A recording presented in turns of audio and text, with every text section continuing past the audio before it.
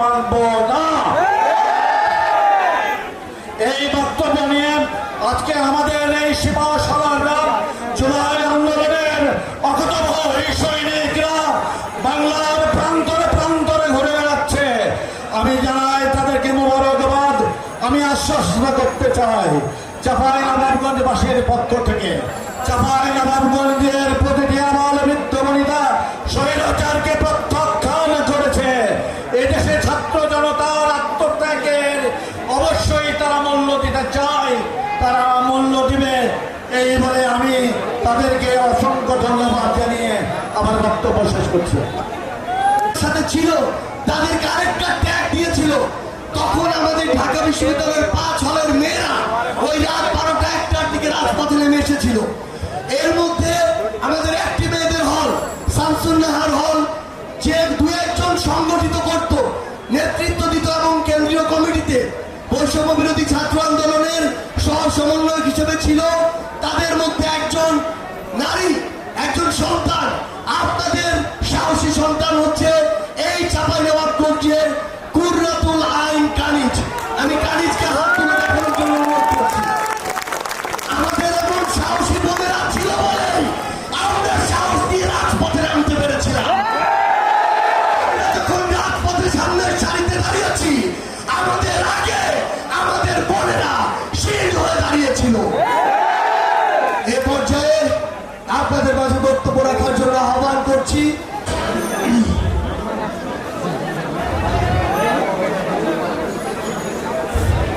আসসালামু আলাইকুম।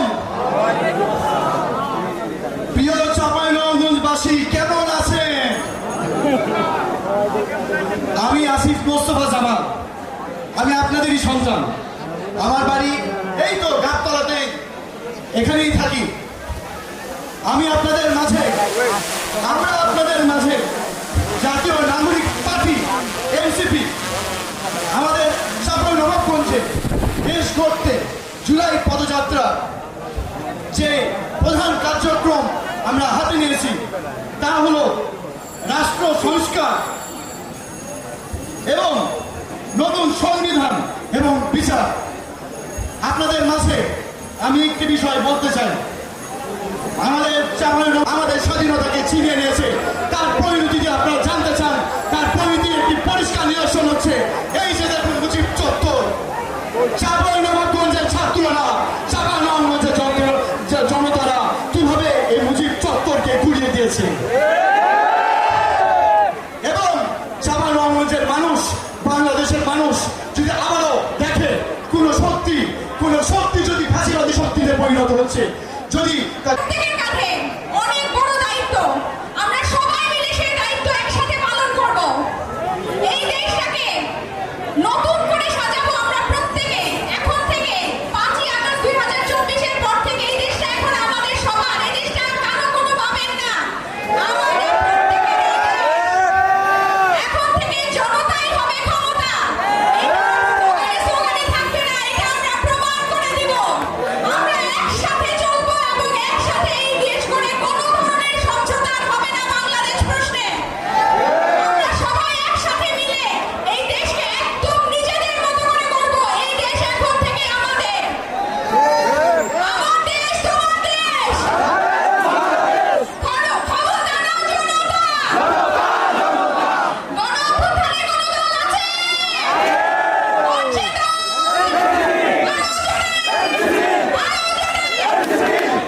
দিল্লি না চাপাই, দিল্লি না চাপাই, দিল্লি না চাপাই। আপনারা আমাদের সাথে থাকবেন, আমাদের দোষ ত্রুটি ধরিয়ে দিবেন। আমরা আমাদের ভুল সূত্রে আপনাদের জন্য কাজ করব। এনসিপি জনগণের জন্য কাজ করবে, এটা হলো এনসিপির ওয়াদা। আপনারা ভালো থাকবেন, ধন্যবাদ। এই পর্যায়ে আমাদের মাঝে বক্তব্য রাখবেন 2024-এর জুলাই অভ্যুত্থানের আমাদের সহযোদ্ধা, ফ্যাসিস্ট বিরোধী লড়াইয়ের অন্যতম মুখ, 24-এর অভ্যুত্থানের প্রথম রাজবন্দী, জাতীয় নাগরিক পার্টি এনসিপির বিপ্লবী সদস্য সচিব জনাব জনাব আক্তার হোসেন, জনাব আক্তার হোসেন।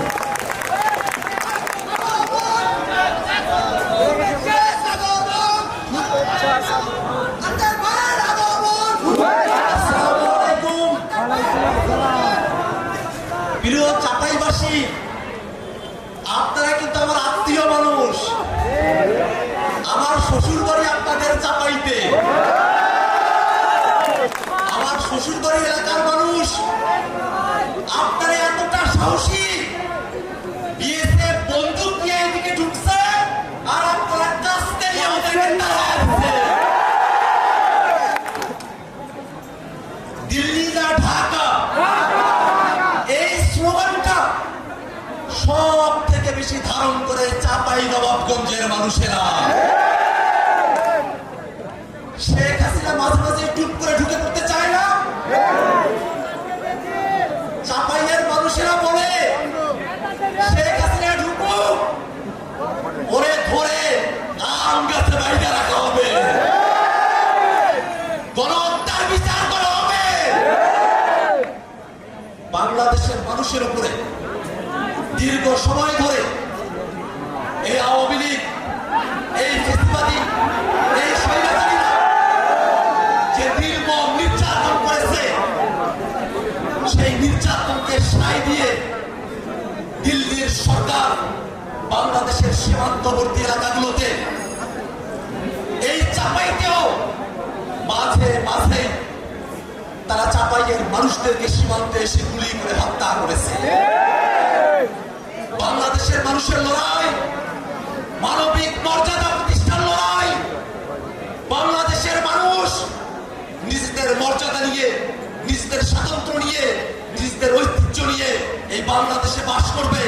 বাংলাদেশের দিকে ওই ভারত, ওই আমেরিকা, ওই চীন আঙ্গুল মুচিয়ে কথা বলার সাহস করবে না।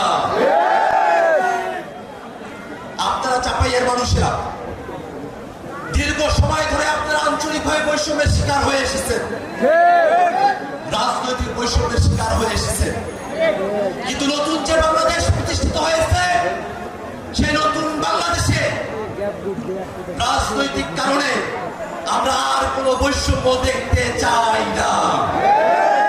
যে রক্ত, যে শ্রম, যে জীবনের বিনিময়ে নতুন বাংলাদেশ প্রতিষ্ঠিত হয়েছে, সেই নতুন বাংলাদেশ আর পুরনো সিস্টেমে, আর পুরনো কায়দায় চলতে পারে না। বাংলাদেশকে নতুন ব্যবস্থায়, নতুন কাঠামোতে, নতুন কায়দায় পরিচালনা করার জন্য অবশ্যই একটি নতুন সংবিধান প্রণয়ন করতে হবে। জুলাইতে যেমন চাপাইবাসী, আপনারা এই কাঠ ফাটা রোদের মধ্যে দাঁড়িয়ে আছেন, আমাদেরকে সমর্থন জানাচ্ছেন, এই জন্য আপনাদের প্রতি আন্তরিক ধন্যবাদ এবং কৃতজ্ঞতা। প্রিয় চাপাইবাসী, জাতীয় নাগরিক পার্টির উদ্যোগে দেশ গড়তে জুলাই পদযাত্রা আমরা শুরু করেছি। আজকে আমরা এসেছি চাপাই নবাবগঞ্জে। আমরা এসেছি জুলাই গণ অভ্যুত্থানের বার্তা নিয়ে। আমরা এসেছি আপনাদের এলাকার সমস্যার কথা শুনতে। প্রিয় চাপাইবাসী, আমরা জানি চাপাই নবাবগঞ্জ আমের রাজধানী, কিন্তু দুঃখের বিষয়, এত ঐতিহ্যবাহী জেলা হওয়া সত্ত্বেও এই আমকে, এটাকে শিল্পের পর্যায়ে নিয়ে যেতে, এটাকে বিশ্বের বুকে তুলে ধরতে, এটাকে রপ্তানি করতে কোনো ধরনের উদ্যোগ আমাদের কোনো সরকারি ন্যায় নেই এখন পর্যন্ত। প্রিয় চাপাই নবাবগঞ্জবাসী, আমরা জানি চাপাই নবাবগঞ্জ রেশম শিল্পের জন্য বিখ্যাত, কিন্তু এই রেশম শিল্প দিনে দিনে হারিয়ে যাচ্ছে। কোনো ধরনের উদ্যোগই নেওয়া হয়নি আমাদের এই জাতীয় শিল্পকে বাঁচিয়ে রাখার জন্য। আমরা চাই বাংলাদেশের যে জাতীয় শিল্প রয়েছে, কুটির শিল্প রয়েছে, সেগুলোকে যথাযথভাবে সংরক্ষণ করতে হবে। প্রিয় চাপাই নবাবগঞ্জবাসী, আমরা জানি আপনারা দীর্ঘদিন ধরে ট্রেনের জন্য আন্দোলন করছেন। আপনারা একটা আন্তনগর ট্রেন চান, সরাসরি ট্রেন চান চাপাই নবাবগঞ্জ থেকে। আমরা আজকের এই সমাবেশ থেকে আপনাদের এই দাবির প্রতি পূর্ণ সমর্থন জানাচ্ছি। আহ্বান করি সরকার যাতে দ্রুত সময়ের মধ্যে চাঁপাইনবাবগঞ্জবাসীর এই দাবি পূরণ করে নেয়। প্রিয় চাঁপাইনবাবগঞ্জবাসী, চাঁপাইনবাবগঞ্জ আমাদের সীমান্তে প্রতিরোধের প্রতীক। চাঁপাইনবাবগঞ্জ মানে সীমান্তে কাস্তে হাতে বসে থাকা সেই কৃষক, সেই কৃষকের সন্তান যারা বুক চিতিয়ে ফ্যাসিবাদের বিরুদ্ধে লড়াই করেছি, বুকেতে নিয়েছি। আমাদের এই আজকের সমাবেশে আমাদের সাথে রয়েছেন একজন শহীদ পরিবার। এই চাঁপাইনবাবগঞ্জের মাটিতে যার জন্ম, শহীদ তারেক হোসেন। চাঁপাইনবাবগঞ্জ থেকে 2 জন শহীদ রয়েছেন। এই 2 জন শহীদ গণ অভ্যুত্থানে নিজেদের জীবন বিলিয়ে দিয়েছিলেন দেশকে মুক্ত করতে, স্বৈরাচারের কবল থেকে দেশকে নতুন করে স্বাধীনতা এনে দিতে। আমরা সেই শহীদদের শ্রদ্ধা ভরে স্মরণ করি এবং সেই শহীদরা যেই আকাঙ্ক্ষার জন্য, যেই নতুন বাংলাদেশের জন্য জীবন দিয়েছিল, আমরা যাতে সেই নতুন বাংলাদেশ বিনির্মাণ করতে পারি। প্রিয় চাঁপাইবাসী, আজকে অনেক কথা বলার ছিল, কিন্তু জানি আপনারা অনেকক্ষণ ধরে অপেক্ষা করছেন। শুধু এতটুকুই বলতে চাই, গণ অভ্যুত্থানের পরে আমরা একটা নতুন বাংলাদেশ চেয়েছি। গণ অভ্যুত্থানের পরে আমরা রাষ্ট্রের মৌলিক সংস্কার চেয়েছি। গণ অভ্যুত্থানের পরে আমরা গণহত্যাকারীদের বিচার চেয়েছি। আমরা জুলাই ঘোষণাপত্র এবং জুলাই সনদ চেয়েছি। প্রিয় চাঁপাইবাসী, আমরা জানি এই সকল দাবি আপনাদের মনের দাবি। চাঁপাইনবাবগঞ্জে কর্মসংস্থানের কোনো ব্যবস্থা নেই। এখানে শিক্ষা, চিকিৎসায় এই এলাকার মানুষ দীর্ঘদিন ধরে বৈষম্যের শিকার, অবহেলিত হয়ে রয়েছে। আমরা এই সকল বৈষম্য থেকে দূর হবে বাংলাদেশের সকল জেলা, সেই স্বপ্ন দেখি। প্রিয় এলাকাবাসী, আমরা আজকে এসেছি আপনাদের কাছে জুলাই গণ অভ্যুত্থানের বার্তা নিয়ে। যেই বার্তা একটা ইনসাফ ভিত্তিক রাষ্ট্র কায়েমের জন্য আমাদেরকে স্বপ্ন দেখায়, যেই বার্তা একটা বৈষম্যহীন বাংলাদেশের স্বপ্ন দেখায়। আমরা সেই বাংলাদেশের স্বপ্ন দেখি। আমরা স্পষ্টভাবে আজকের সমাবেশ থেকে বলতে চাই, সীমান্তে বিএসএফ আন্তর্জাতিক আইন লঙ্ঘন করে এখানে গ্রেনেড মারে, বিস্ফোরণ ঘটায়। আমরা কিন্তু এই সব আগ্রাসন আর মেনে নিব না। অনেক কাল হয়েছে, সীমান্তে অনেক বাহাদুরি হয়েছে আমাদের, সেই বাহাদুরির দিন শেষ হয়েছে। যদি আর কোনো সীমান্তে কোনো ধরনের পায়তারা করা হয়, যদি সীমান্তে আগ্রাসন চালানো হয়, সীমান্তে আমার ভাইদের উপর হত্যার চেষ্টা চালানো হয়, আমরা সীমান্তে লং মার্চ ঘোষণা করব। সীমান্ত আমরাই রক্ষা করব। প্রিয় চাঁপাইবাসী, আজকে আমরা এসেছি 64 জেলায় আমরা যাচ্ছি দেশ গড়ার আহ্বান জানিয়ে, দেশ পুনর্গঠনের অনুরোধ জানিয়ে। এই দেশ আপনার দেশ, আমার দেশ, শহীদের রক্তে রঞ্জিত দেশ। যেই তারেক এই চাঁপাইনবাবগঞ্জের বাসিন্দা, মাত্র 16-17 বছর বয়স, কাঠের দোকানে কাজ করত, সেও এই জুলাই গণ অভ্যুত্থানে অংশ নিয়ে শহীদ হয়েছে। আপনার সন্তানেরা শহীদ হয়েছে, আহত হয়েছে দেশ সংস্কারের জন্য, নতুন বাংলাদেশের জন্য, সমৃদ্ধ বাংলাদেশের জন্য। সেই স্বপ্ন পূরণ করা আপনার আমার দায়িত্ব। আপনার আমার কাছে সেই স্বপ্ন হচ্ছে আমানত। সেই আমানতের খেয়ানত আমরা করতে পারি না। আজকে বিদায় নিচ্ছি। বিদায় নেবার আগে বন্ধুরা, আমরা আপনাদের কাছে প্রতিজ্ঞা চাচ্ছি, শপথ নিতে বলছি, নতুন বাংলাদেশের পক্ষে, রাষ্ট্রের মৌলিক সংস্কারের পক্ষে। আমরা কি শপথ নিব? বাংলাদেশের পক্ষে আমরা আছি, সংস্কারের পক্ষে আছি। এই মুহূর্তে কি দরকার? এই মুহূর্তে দরকার বিচার আর সংস্কার। এই মুহূর্তে দরকার বিচার আর সংস্কার।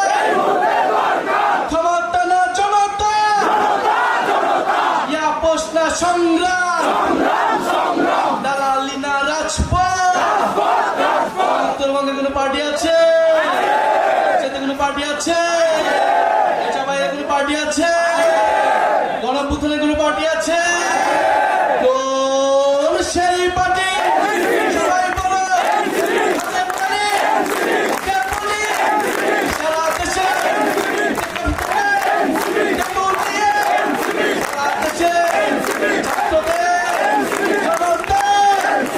যাবো আমরা আবারও অন্তরে অন্তঃস্থল থেকে ক্ষমা চাচ্ছি।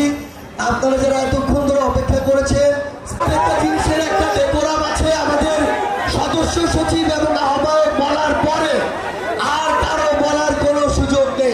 সে যে আপনাদের সাথে কথা হবে। ইনকিলাব জিন্দাবাদ।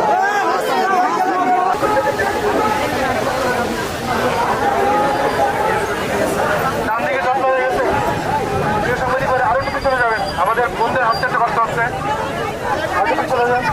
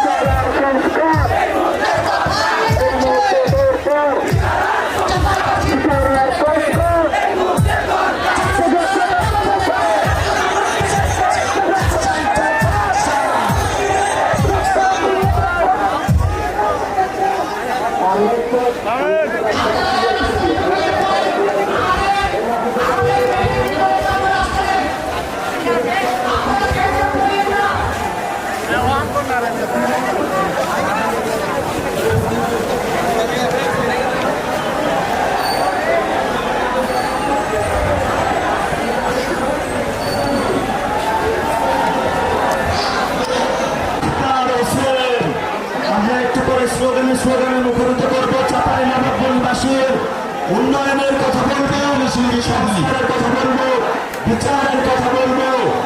আপনাদেরকে আমরা কিছুটা মুগ্ধ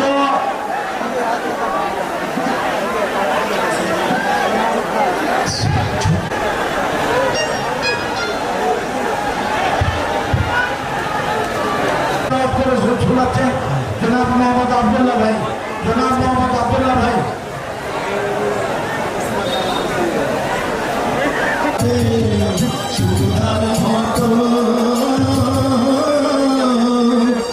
তোর বদন খালি মনে হয় আমি নয়ন, ও আমি নয়ন জলে ভাসি সোনার তোমায় ভালোবাসি।